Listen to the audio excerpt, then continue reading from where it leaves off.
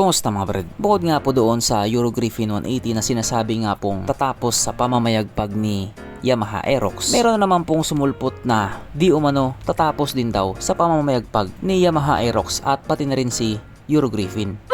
Kung titignan nga po natin yung itsura niya, halos may pagkakahawig naman talaga sila. Yung hulma niya parang Aerox din talaga. Pero dahil ito nga po ay made in China, yung Aerox mas hinigitan pa niya.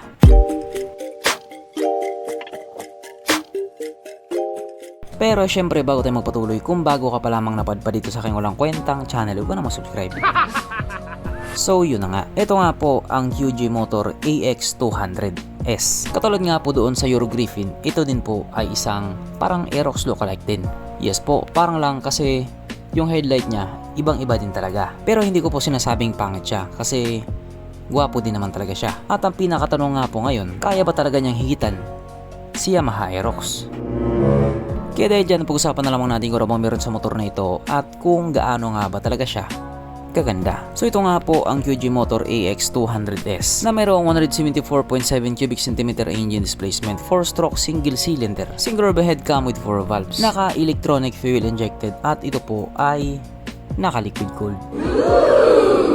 Kaya hindi po siya panis sa Honda Click 125.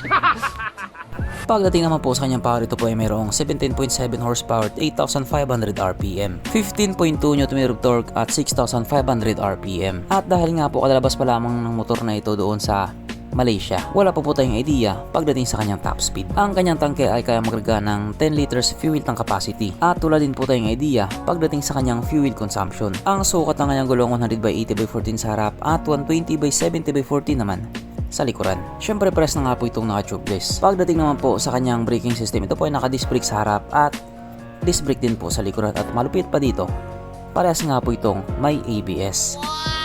O diba, panis yung isa. Ang kanyang seat height ay mitaas na 780mm at 145mm naman ang kanyang ground clearance. At ang motor nga po na ito ay may kabuuang bigat na 127 kg. So para nga po sa isang 175cc na motor, sakto lang din yung bigat niya. Mapunta naman po tayo sa iba pa niyang mga features. So ang ilaw nga po sa motor na ito, naka full LED na po. At katulad nga po na sinabi ko kanina, ibang iba po yung headlight niya kung ikukumpara doon sa Aerox. At kung inyo nga din pong mapapansin, meron din po siyang winglet na pampaganda nga daw po ng aerodynamics. Ang kanyang gauge panel ito nga po ay naka LCD display na maganda din po yung pagkakagawa nila syempre. Katulad nga po sa katunggali niya, ito po ay naka keyless din. Kaya hindi mo na kailangan gumamit ng susi pa. Papindot pihit ka na lang. Syempre isa sa pang malakasang feature na nilagay nila dito sa motor na ito, meron po siyang TCS or Traction Control System. So alam nyo na nga po kung para saan yun. At hindi nga din po mawawala sa motor na ito ang kanyang USB charging port, na para kahit saan ka nga po magpunta, hindi ka na mangangamba na baka malubat yung cellphone mo kasi nga manonood ka pa ng Pornhub.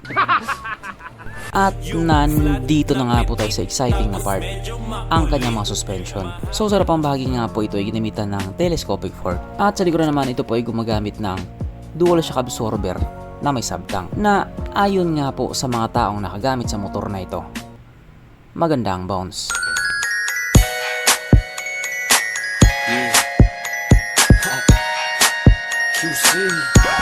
Syempre, meron pang isa.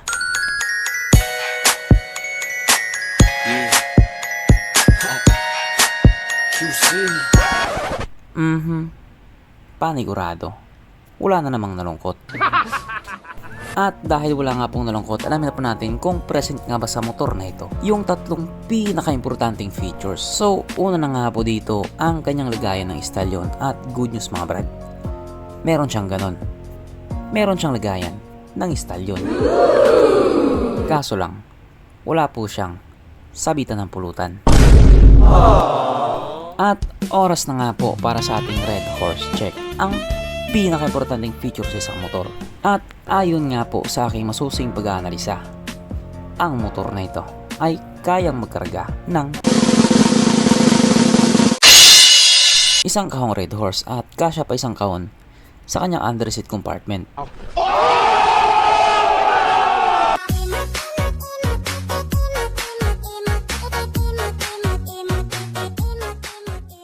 So therefore ang motor na ito ay talagang recommended. At regarding naman po sa kanyang presyo, ito nga po ay nagkakalaga doon sa Malaysia ng 7,988 Malaysian ringgit na kung i-convert nga po natin into Philippine peso, ito po ay papatak ng 106,000 pesos. So kung yung presyo na yan pagbabasihan natin at ikukumpara natin doon sa Euro Griffin at Yamaha Aerox mismo, masasabi talaga nating mura to at panalo to.